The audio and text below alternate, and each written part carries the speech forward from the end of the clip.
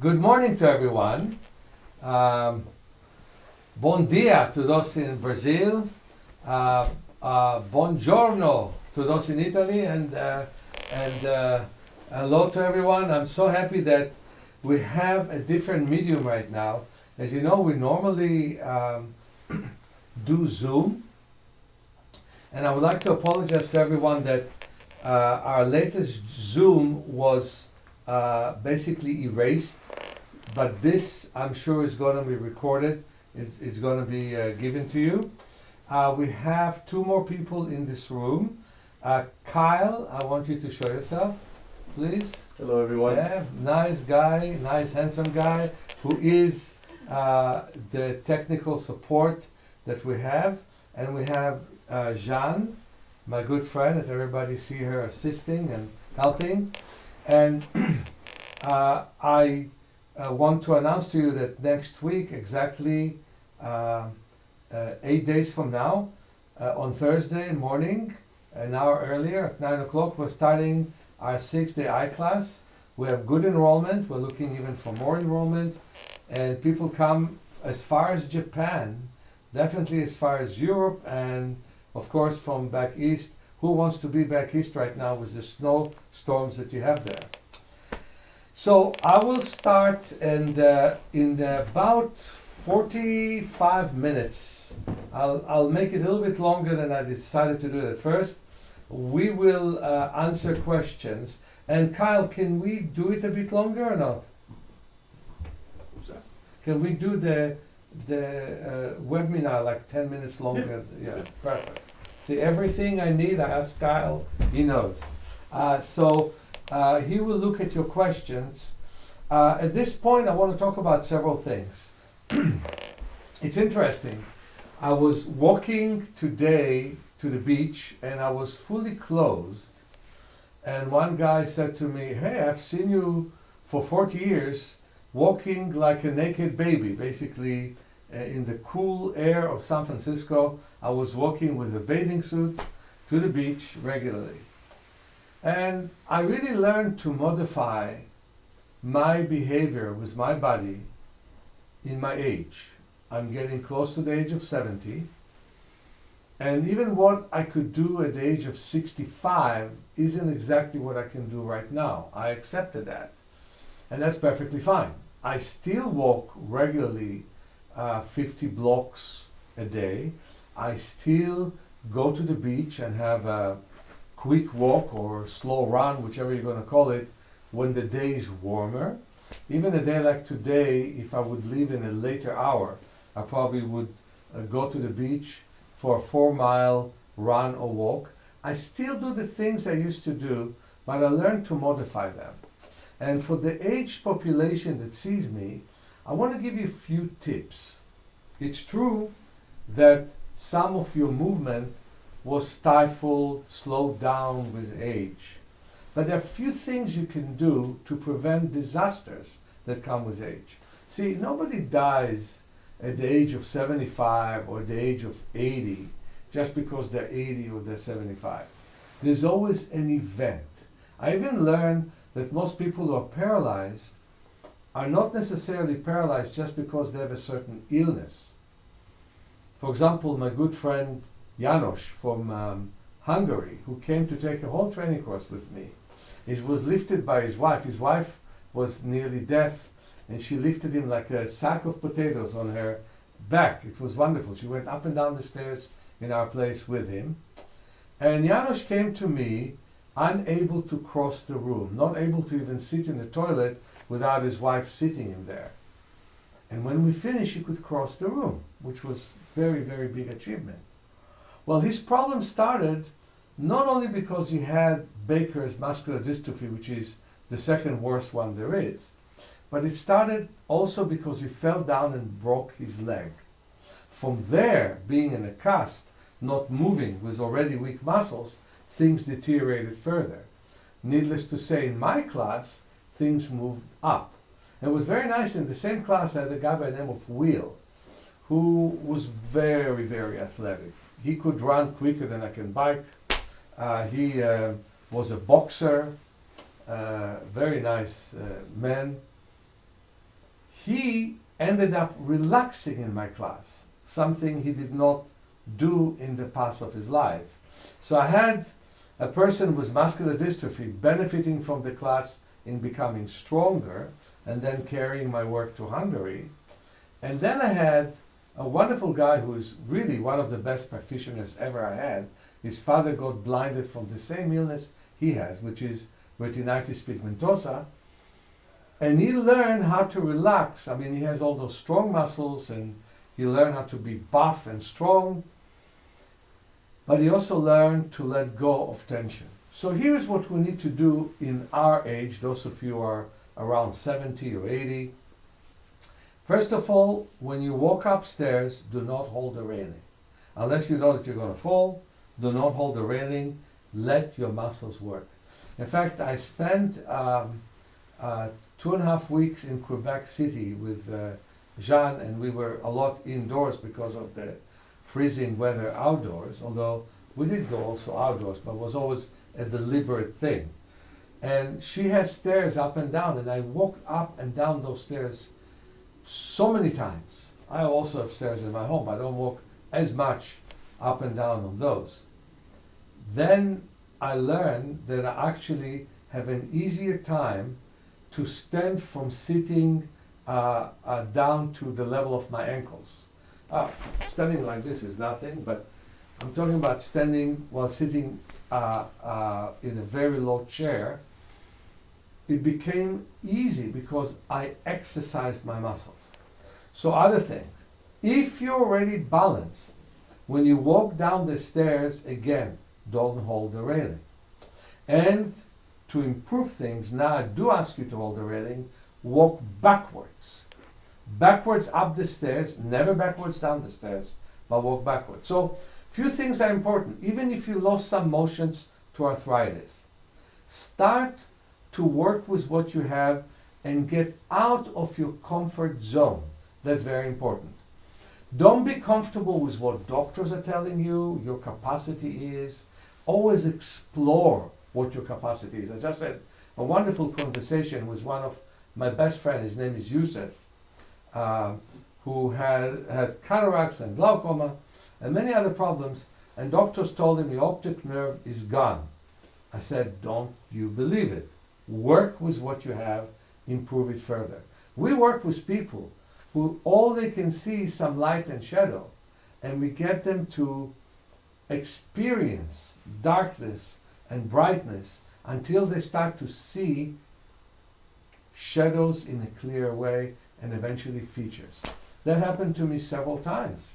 In fact, I've written about it in my book, Movement for Self-Healing, which I think most of you should read, where I was talking about a lady who complained that her right eye is blind but for light and color sensation, and the left eye sees 20% of normal vision.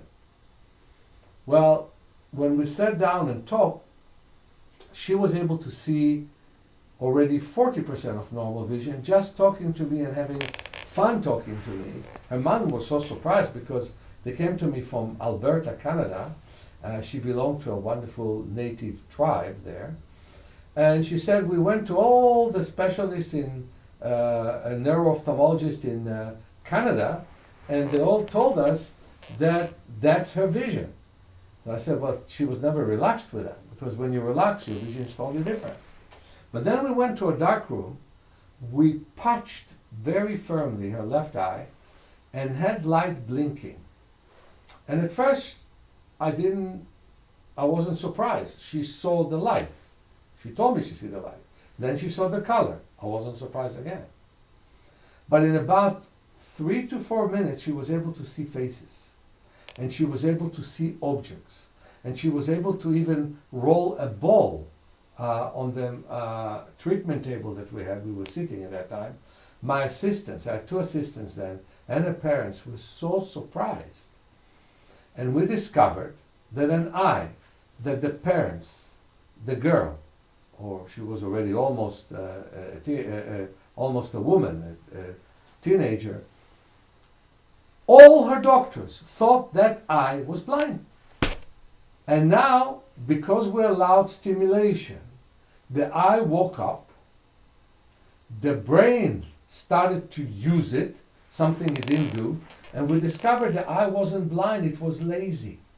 Means the brain did not connect to it. So, of course, you could imagine what kind of exercise we did. We put her on the trampoline. She's very athletic, but she was so uncomfortable working with the eye that was blind. We threw and caught balls. We walked up and down the street with patching her seeing eye. Before you know, she had 2 seeing eyes, and her vision have improved to about 65% of normal vision. Imagine that we could do that, and that her ability to see was hidden, was latent from her, from her doctors, from her parents. And then it woke up. So your ability to move is latent. For example, in gyms, they make you work hard the muscles you already developed, but they forget the muscles you never used. And we have to use them. One more thing before we talk about the muscles. Depression is a huge problem. You know, there were so many side effects to closing schools and putting students to have classes online. From closing business places and having people sit at home. So many bad things happen, and depression right now is rampant worldwide. And the way that we have to deal with depression is not with pills. They only work to a point and they have many side effects, but with nature. That's one of the reasons that our place is by the beach. We go to the beach to do eye exercises. We look at the waves. The eyes open up. You want to see much more. And you know what happens? You see much more. And so the point is that we need to get out of the world depression. And the world has plenty to be depressed about. But happiness, my friends, is nothing that comes from the outside. It's something you bring to yourself. So engaging with nature reduces depression. Very, very important. That's why the beach, even though we have a very nice, comfortable facility here, nice classroom, nice trampoline, the beach, the backyard, those are the most important rooms in our school. We use them a lot. I mean, of course, if it's not raining greatly or something, we'll use them. If it's raining, we'll use the indoors more. But we have many days of sun or of moderate weather, and we go outside.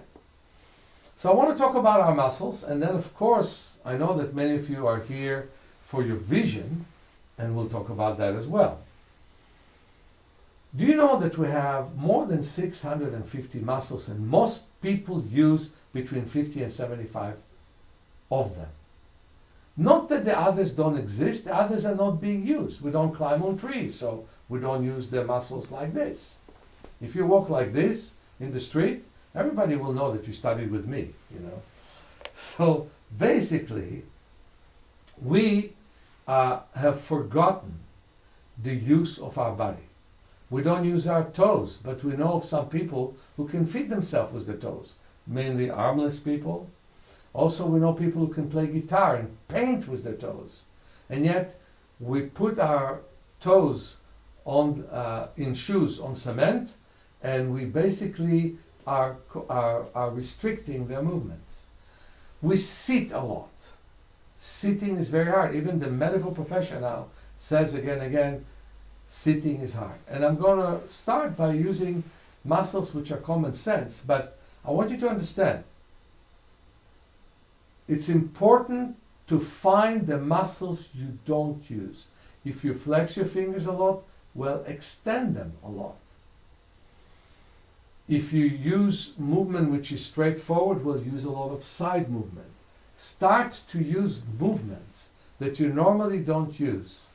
So you will create new neurological activity in your brain, and that there will be a real good connection between parts that you never used and parts that you always use.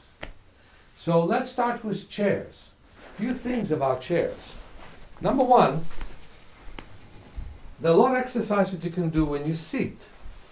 For example, you can move your whole upper body in rotating motion. So if, for example, you sit in an office, people left the office, nobody sees you, you can do this. Just a little bit to loosen up your back. That's a very important thing. In my case, it opens my shirt.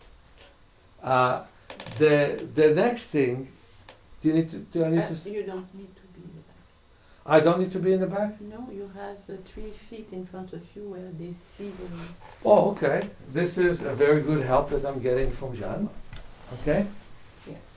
So, we move in rotating motion in both direction, which is the first thing that we're doing.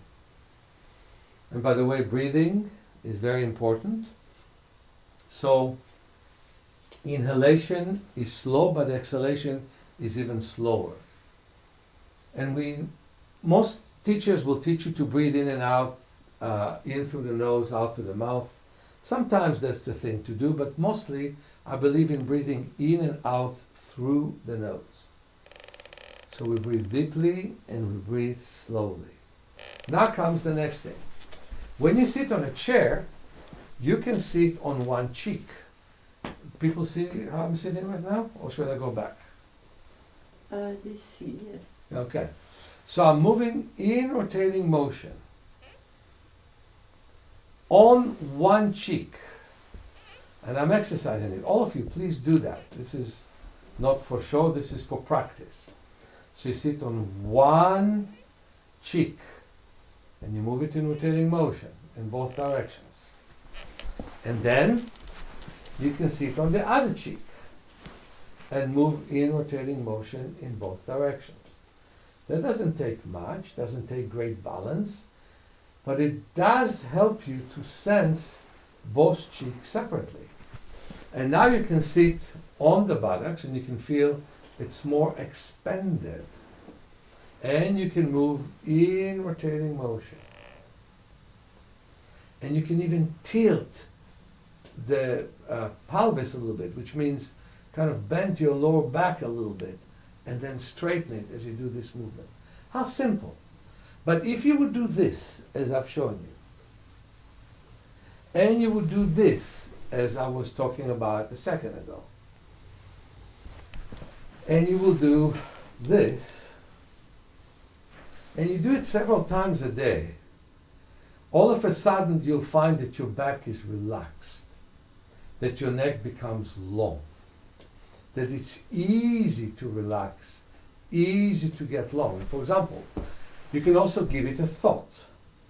When I sit, I close my eyes and I think that the chair carries my weight, that my elbows drop, that my head goes all the way to the ceiling, that the shoulder moves to one side of the room and the other one moves to the other side of the room. It is so good and it's so easy and it softens my muscles. So then, when I walk and when I run, I often push my chest forwards. Why is that? Because often when we sit, we slouch. Something we should not do, by the way. When you sit, what you want, if you bend, is to bend this way, with your back being straight, and have a nice stretch in your hamstrings when you do it. But I find myself when I run, often pushing my chest forwards, and that softens my back muscles. And soft muscles are muscles that work fully. This is a very, very important thing. So there are a few things we can do with our chair.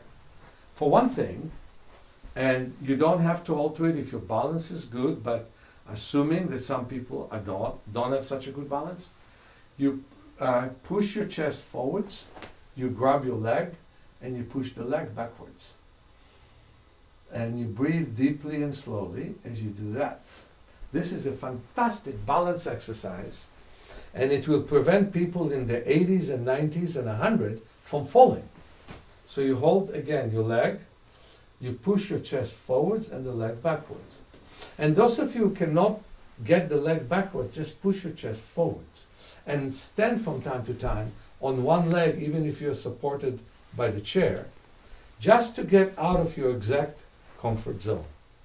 And so those are very important exercises that we do in order to take away the normal stress of sitting. And when we walk, if we want to take away the normal stress of walking, we walk heel to toe, and we bend the front knee and straighten the back knee. And we can walk backwards the same way. So heel to toe and toe to heel. So we move like this, heel to toe, and when we walk backwards, naturally we will walk toe to heel. And so let's start this nice exercises of heel to toe and toe to heel, and walk backwards or run backwards. Now run forwards in your group. And backwards. And forwards. And backwards. And forwards. And already as you do that, there is loosening of the pelvis. So now we're going to work on the pelvis.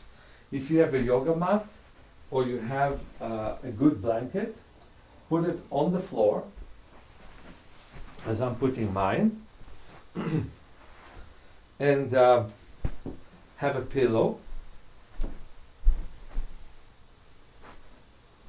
as I'm taking my wonderful pillow that I really love lying on. And let's do a couple of exercises on the floor. This is a short lesson, and there's so many more lessons that we can have in this direction. But the point is, again, to move muscles we normally don't use. You know, it's interesting, my book that was called Self-Healing My Life and Vision was translated to Portuguese as the book which is called Lesson in Life. But today it's Movement for Self-Healing, and it's available. You can get it from us. And we even have the Audible for that, so you can always order that. It's actually nicer to sit down, do the palming exercise, which I'll show you, and listen to many beautiful stories in this book. We put a lot of energy in it, and it paid off. Many people read it in so many different languages, and were inspired. One woman said that she wanted to commit suicide until she read my first book, and then she decided to leave, which was very interesting. So I will lie on my back,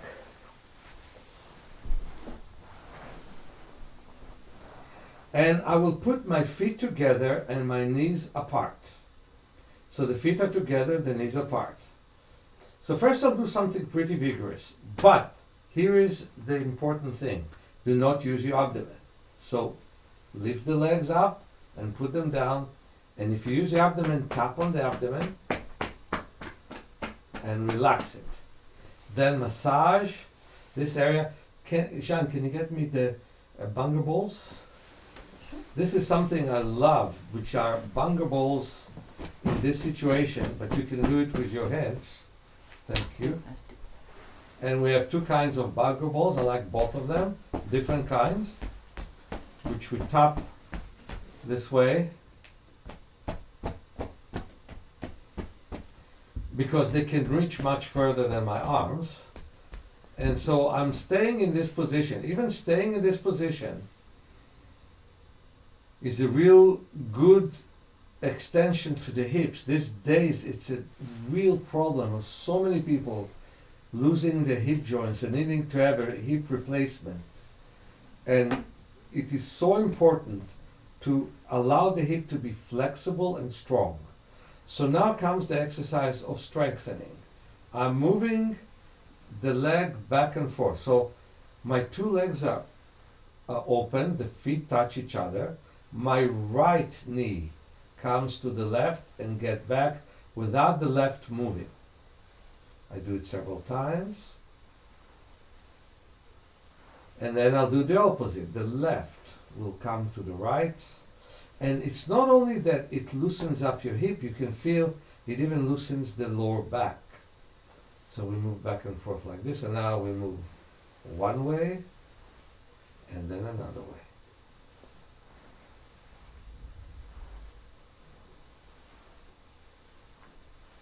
Now we put the legs together and we move the legs from side to side.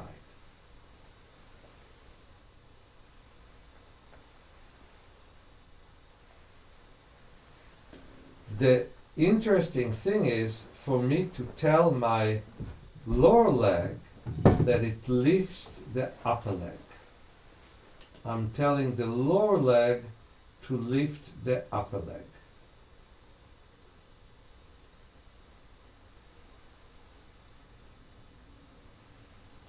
And then I put one leg over the other and we move them from side to side. And Jean, can you bring me this nice massage thing? I can tap here, which is a wonderful thing to do. Here you, What? near your, Do you hear me? near your hips. Okay. And I can also massage it. There's a nice massager which is made basically out of plastic here. It's a real nice thing to dig in. And now I'll make it slightly more complicated. I'll take the pillow off and I move my head opposite than my legs. Again, we're getting out of our comfort zone where different parts of the body do different things. So tapping here is great. We do the exact opposite thing here. We move from side to side.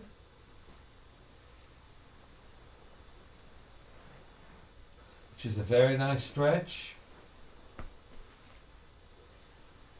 So again, we're using muscles that we normally do not use. Now return to this first exercise and now move the left leg towards the right several times. And then we move them one and another. And again, you can lie down, close your eyes, feel that the floor supports you, carries you. Visualize that your neck lengthens, that your pelvis lengthens, that your shoulders lengthen, and breathe deeply. Now hold your head with your hands and bring the chin to the chest, and then hold the forehead and move it from side to side without the help of your neck.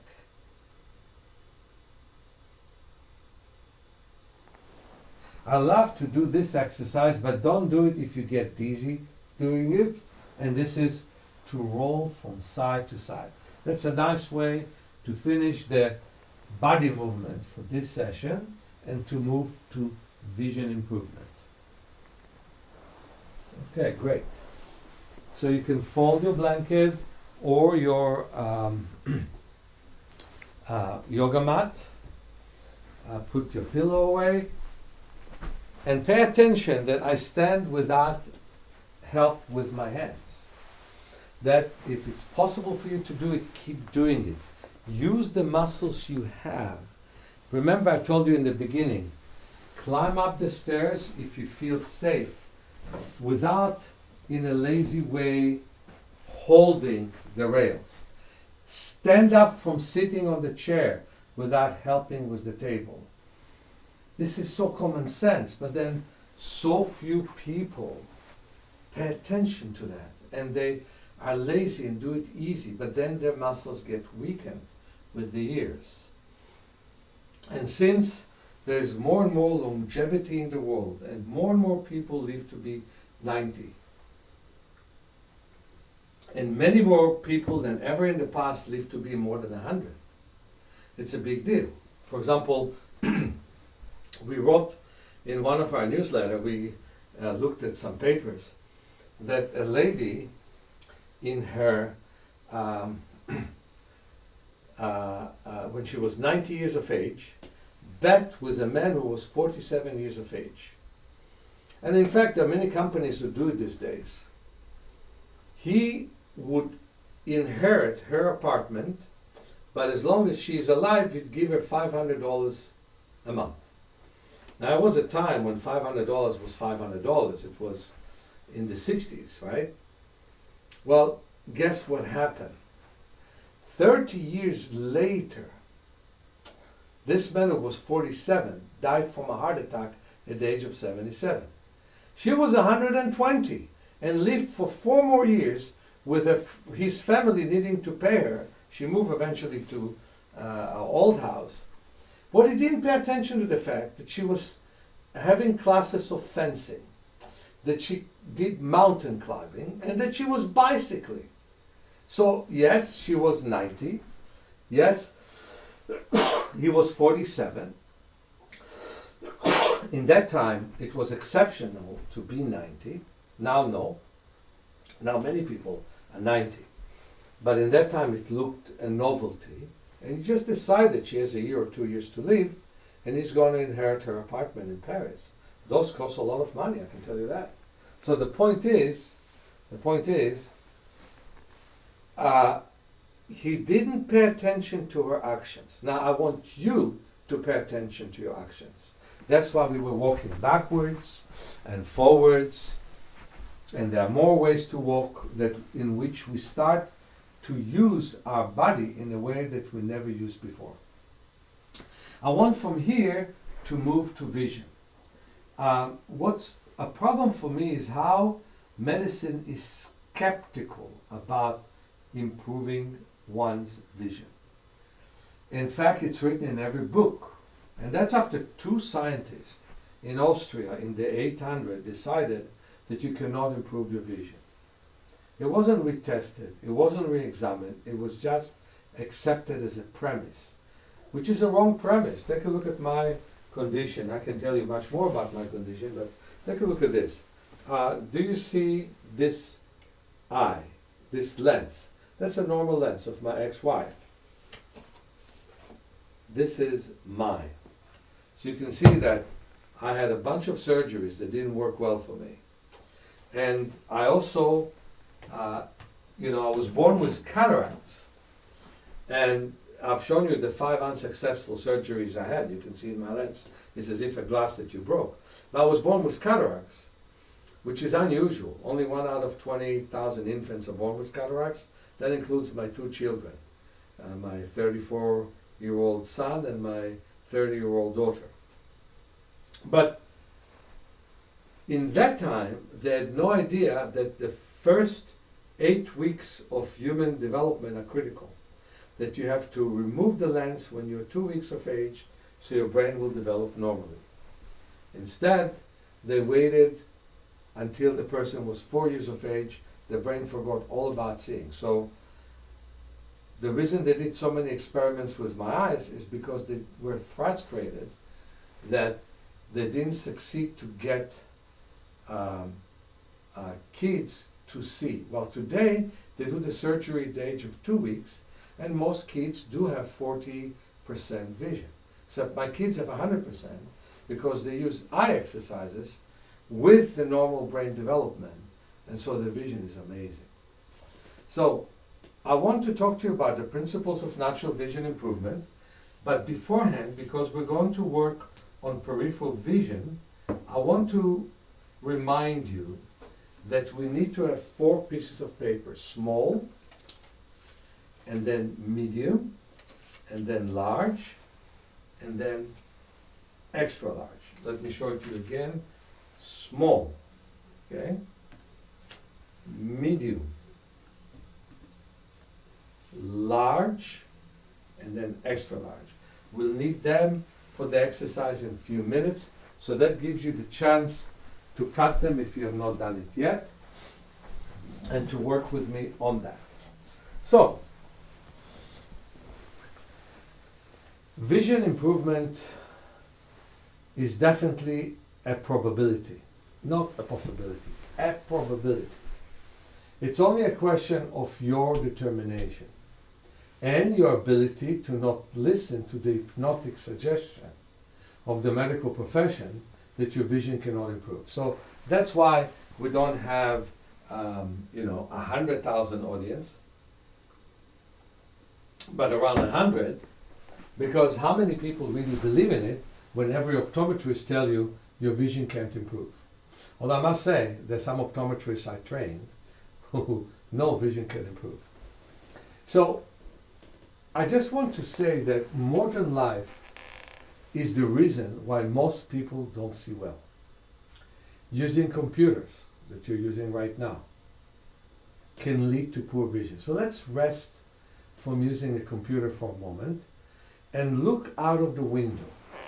Just for a moment, look out of the window, wave your hands to the side.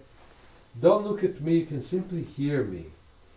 And just look out of the window, breathe deeply, look at whatever landscape you have, whether it is buildings or mountains or sea. Look at the sky. We don't have time to do it long because our session is short, but with time, you would be able to do it 4 or 5 minutes at a time and rest from using your computer. So we're returning to the computer, but you see that the eyes already rested from less than a minute of looking at a distance. And that is something that you should do often. You should look at a distance for 6 minutes before you start to use the computer. And every hour you should look for about 2 or 3 minutes at a distance, and there are many other exercises we could do. So in my book, Vision for Life, and I think many of you know about my book, it's in 20 different languages, including Lithuanian and Hungarian, name it. This book is world known. And I liked especially the name in Hebrew, call it MEIR'S. Meir is my name, which means giving light, shining light. And Enaim is a vision, so I wake up people's vision, eyes.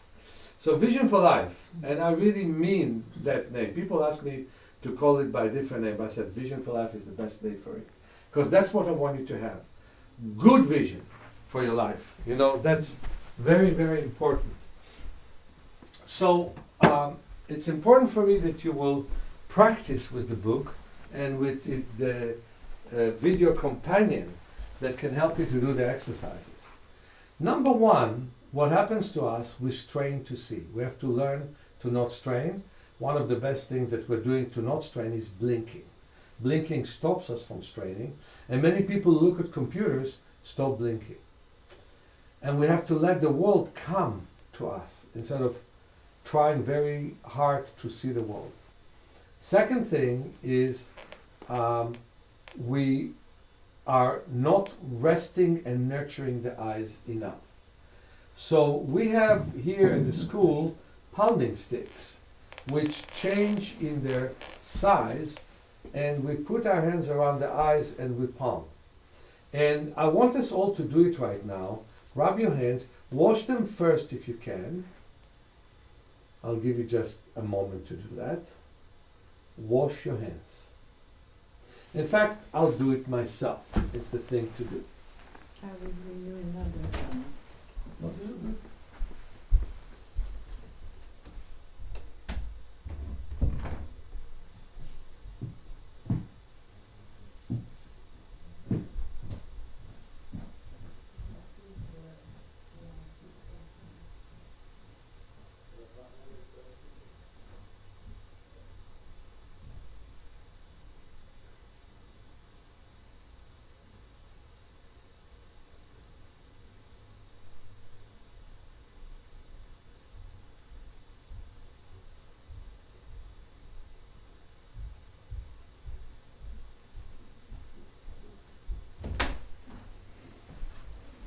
So I'm happy that Kyle told me that I can increase the time because I need to, but it's not going to be too long, just about 10, 15 minutes more. So rub your hands, and when you touch your eye orbits, it should be very, very, very gently touched.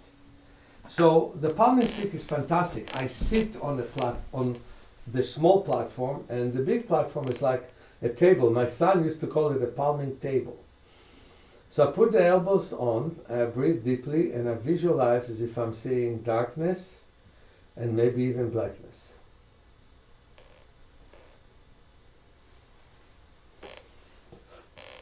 Darkness and maybe even blackness.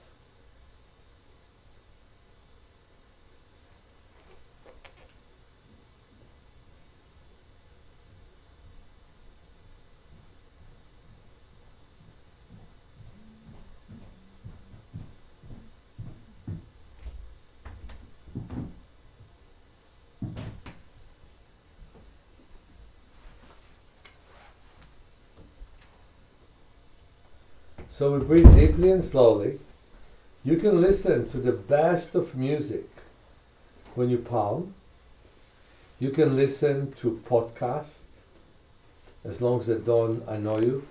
Just don't listen to any disturbing thoughts that you have. You can imagine very nice thoughts.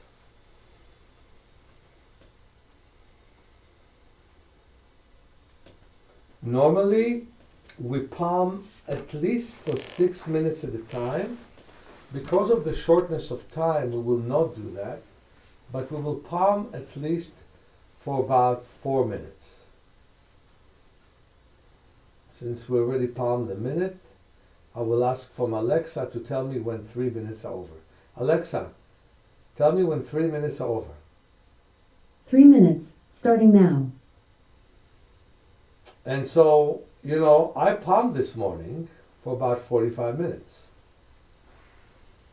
And it is a fantastic thing to do, to palm for a long period of time.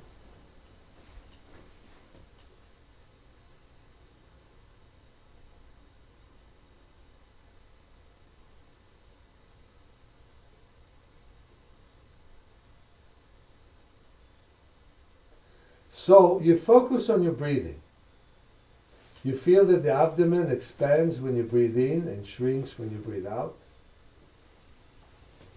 You feel the lower back expands when you breathe in and shrinks when you breathe out. You feel your chest and middle back expand when you inhale and shrink when you exhale. You visualize that your head expands. So again, the upper body, the ribs, the abdomen, the chest, all of those you actually feel. But you can also imagine that your head expands when you breathe in and shrinks when you breathe out. And breathe deeply and slowly. And visualize you're seeing darkness and maybe even blackness.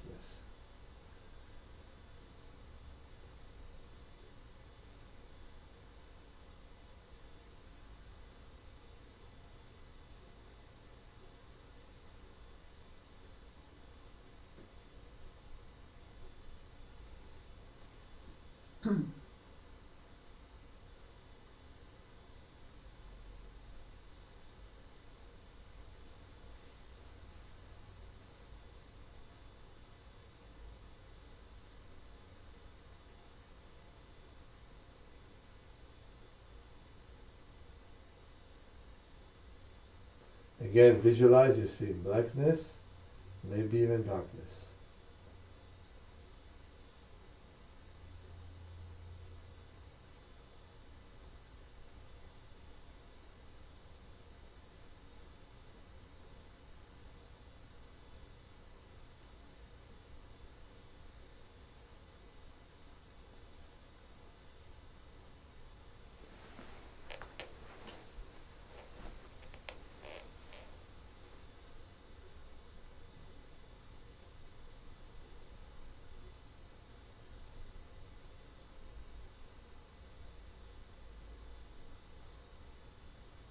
The thought of expansion is so powerful. It leads to a sense of space. Alexa, stop. Slowly take your hands off. So, we palm part of the time it should be palming, but you can see it really relaxes the eyes. So, the principles of vision improvement include deep relaxation, adaptation to different light amplitude and frequencies. That means we adapt to the sun and we adapt to the night. That's one of the days that we have in our class includes night walk. That's the 5th day of the class. It's always a powerful day because next day people feel so relaxed with their eyes because they open up all the way. Another principle is looking at the distance, as we have done today. But we have to do much more of that. Because many people have cataracts these days. And I think it has a lot to do with looking from near a lot. Another one is peripheral vision. Another one is balance use between the two eyes. Another one is body and eye coordination. Another one is bringing more blood circulation to the head. So you can read all those principles and definitely hear about them when you come to my class and practice them. But relaxation and nurturing of the eyes is so important. The palms really nurture the eyes. So let's work on peripheral vision. Wave your hands to the side, and that means you don't look at them. The problem is you may see them in the screen. So from time to time look at the screen, but sit sideways so you can't see the screen. And wave the hand a little bit more to the side. Close one eye, close the other eye, and you can see the two hands waving. You can also move them around. And that's why we had the 4 papers. So we take first of all the small one. You wave, and you can in fact walk all over your room, while waving. You can walk back and forth, and wave your hands as you look straight at the paper. So you don't look straight, you look straight just at the paper. You don't look at anything around, you just sense it.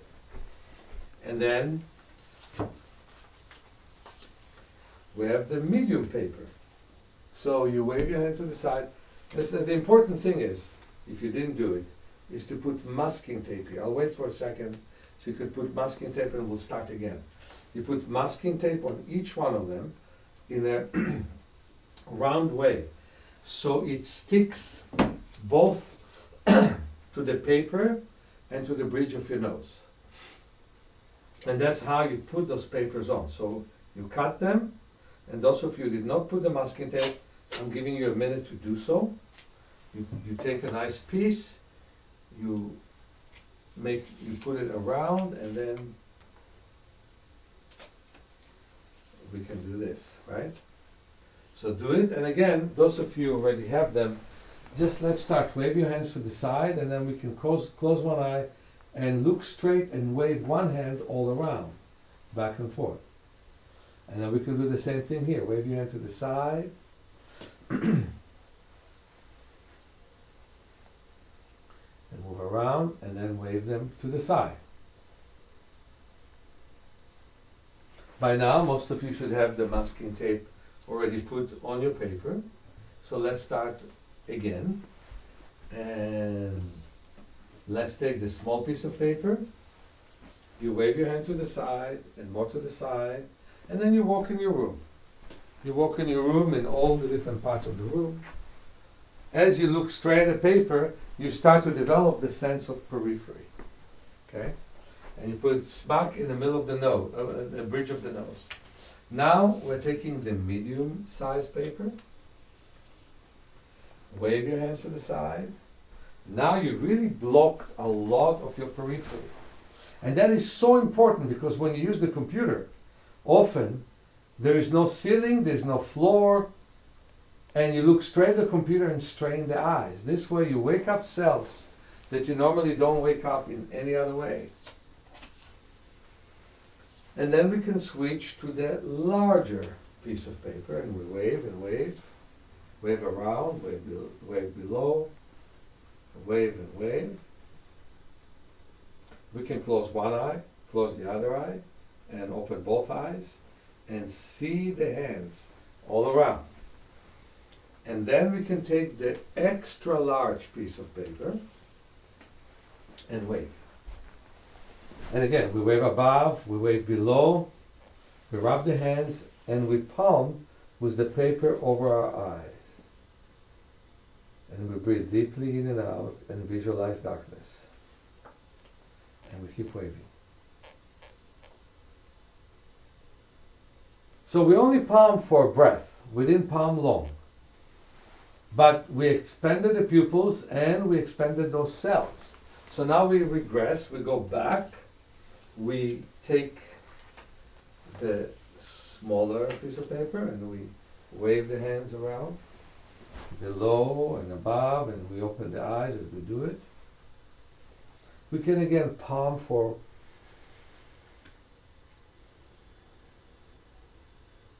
just one breath, and then we wave again. And then we can take the middle paper. And now the middle doesn't feel so much middle, it became smaller. And we wave and wave and wave and wave and wave. Near and far. We palm for one breath. And we wave again. And what we'll do now is take the very small piece of paper. We'll wave and we'll walk in the room and see how the paper looks. It's probably disturbing us less than before because it became smaller, because our periphery became wider. So the important thing for me to say, and the important message today, is vision can and does improve. And we shouldn't let it deteriorate. In fact, by just taking glasses, we don't work on the elements that make the vision worse. Blocking your periphery makes the vision worse. Not looking at a distance makes the vision worse. Not looking at details and activating the macula of the eye makes the vision worse. Not allowing the eyes nurturing makes the vision worse.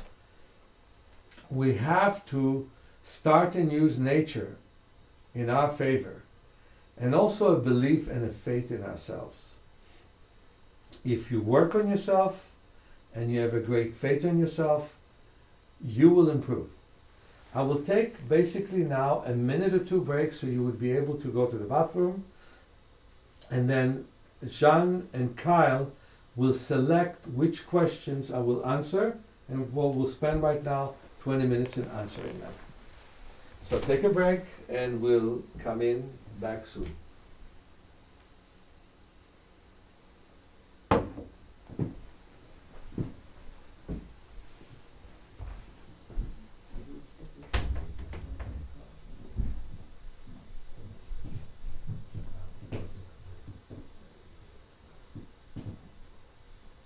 Did you mute us?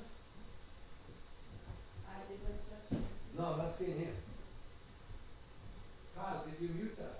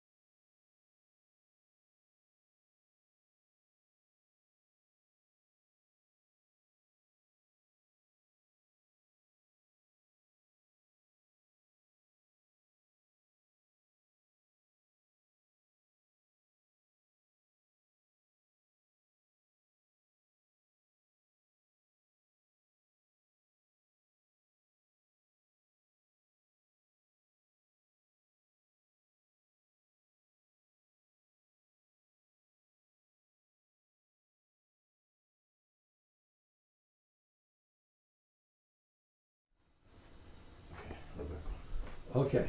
So we're going to have Jean and Kyle help us with questions right now. So Jean, start to ask the question. I'll give them some answers. It's what to do with the floaters, and someone asked, she said that it is worse when she's in the white room.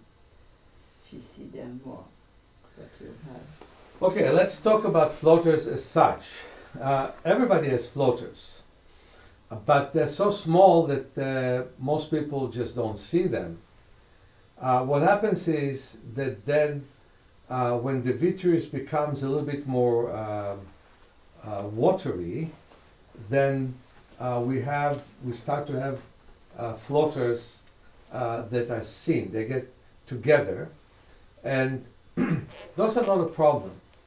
The other floaters which show some vitreous detachment, that the vitreous detaches from the retina, and then particles of the vitreous and sometimes blood is moving into that area, because you have to know there's a fluid in the front of the eye, which is between the cornea and the lens, that flows all the time. But then the fluid in the back of the eye, between the lens and the retina, is much more static, although it moves as well, but not so quick.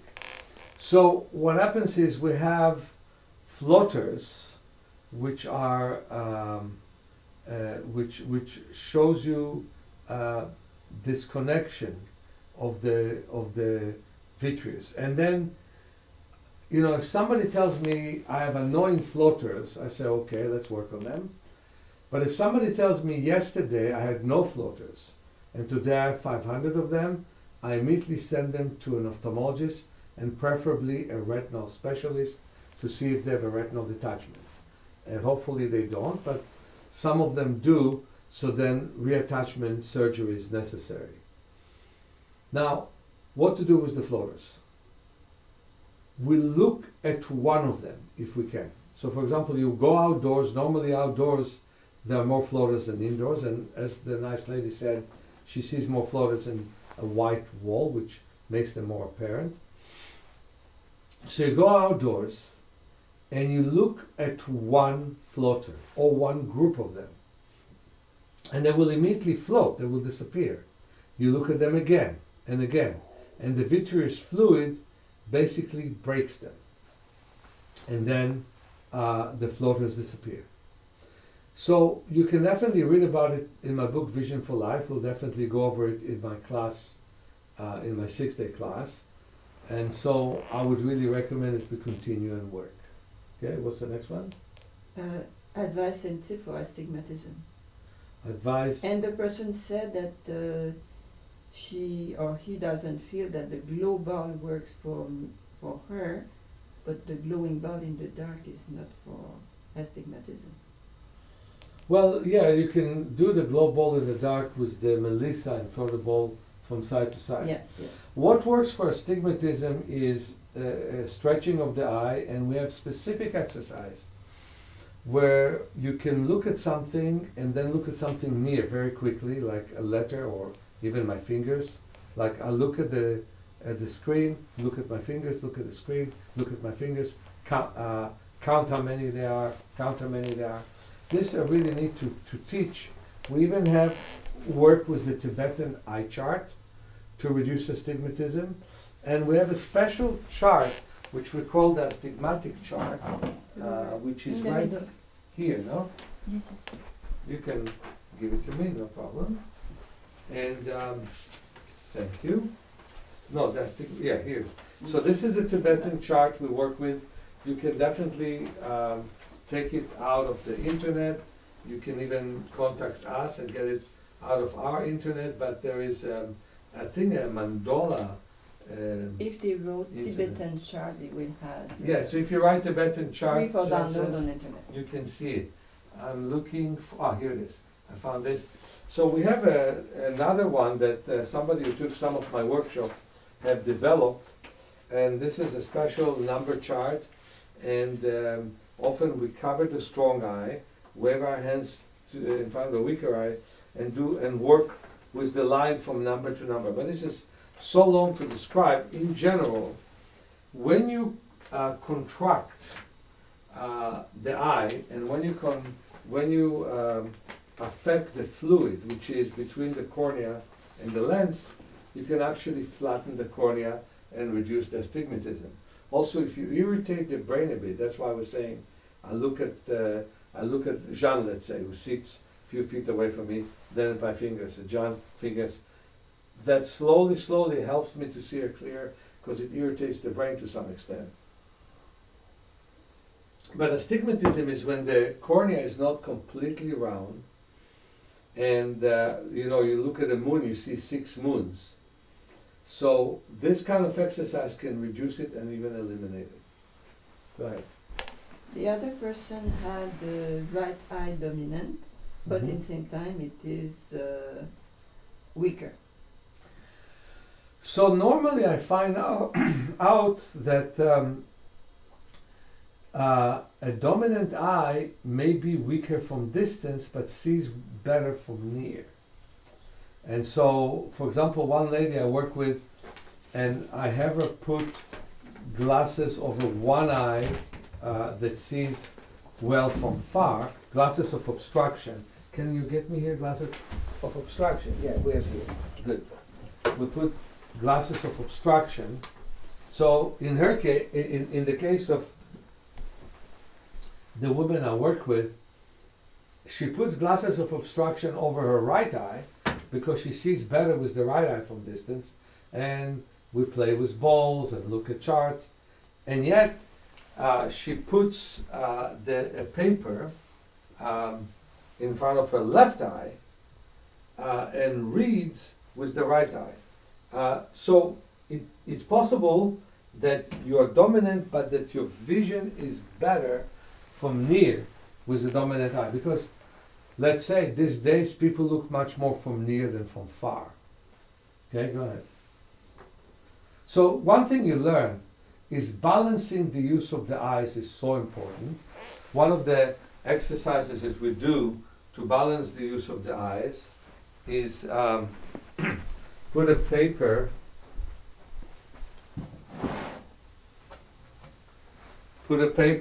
which covers the center of both eyes and throw a ball from hand to hand.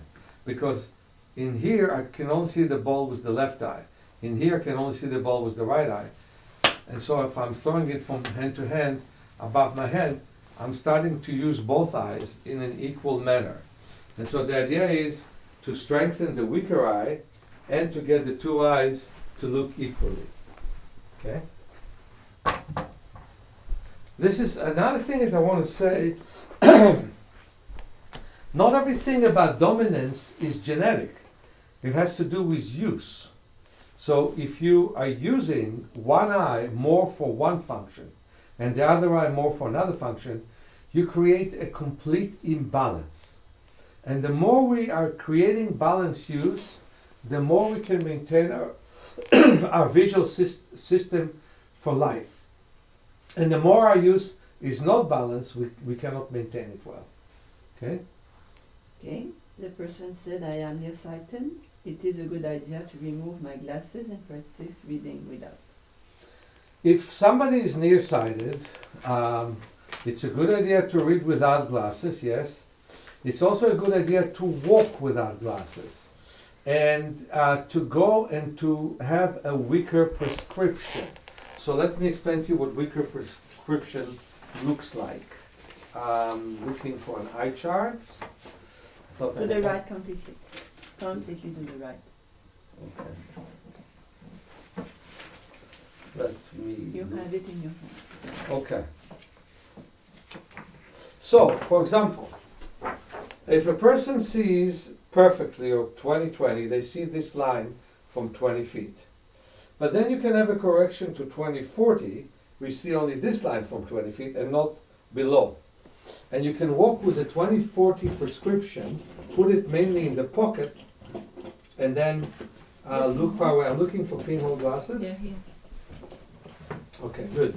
We also have pinhole glasses with which from time to time you can put them on and read signs that you almost see but you can't really see well, and then you read it with the pinholes.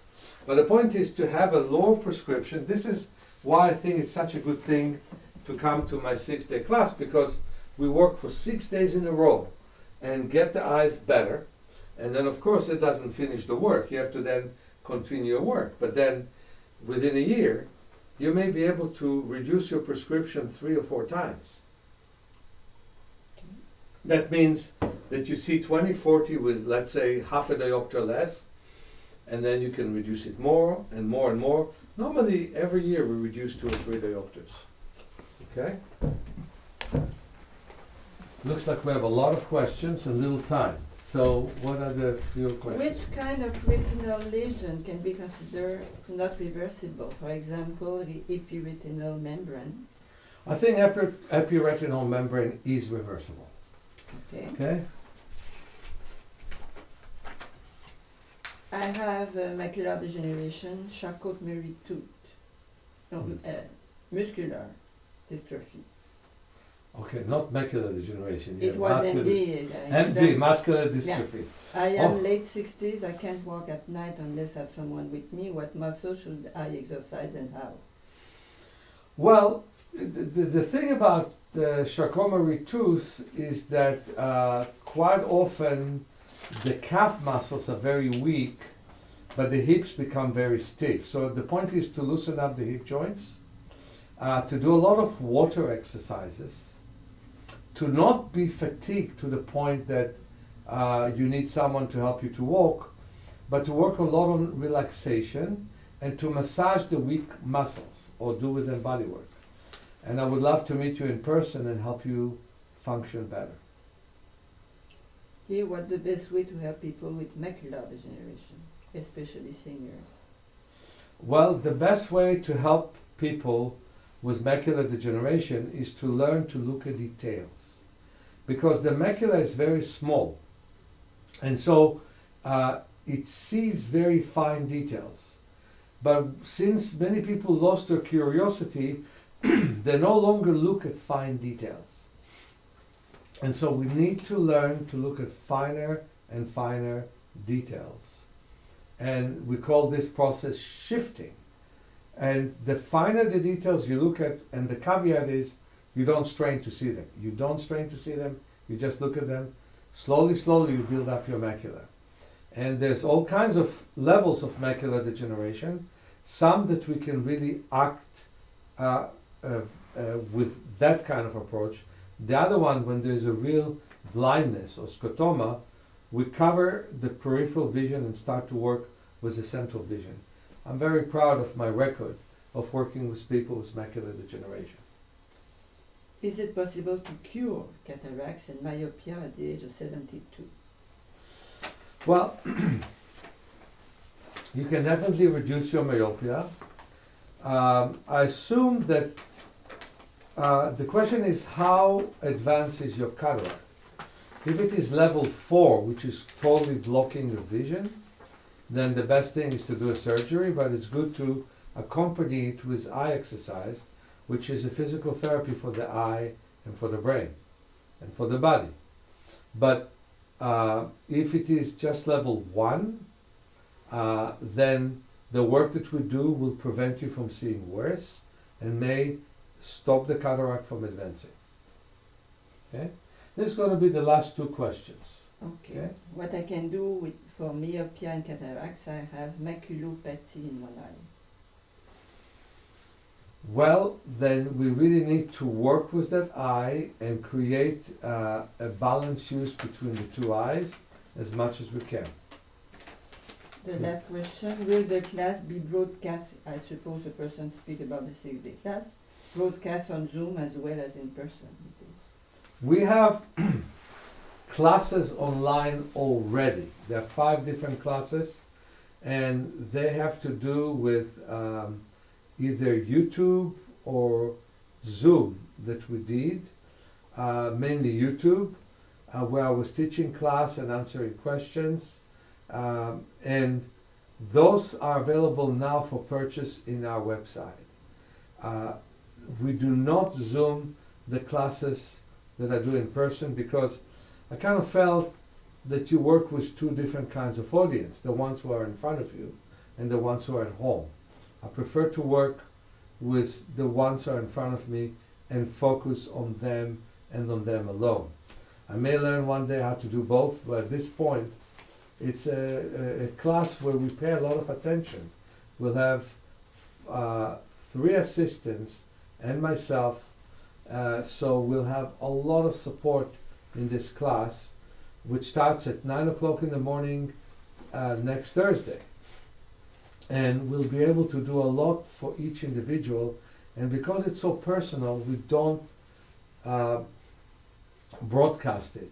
And maybe one of these days I will do classes online, separate. But until then, please work thoroughly with the classes online that we already have and that we already have for purchase in our store.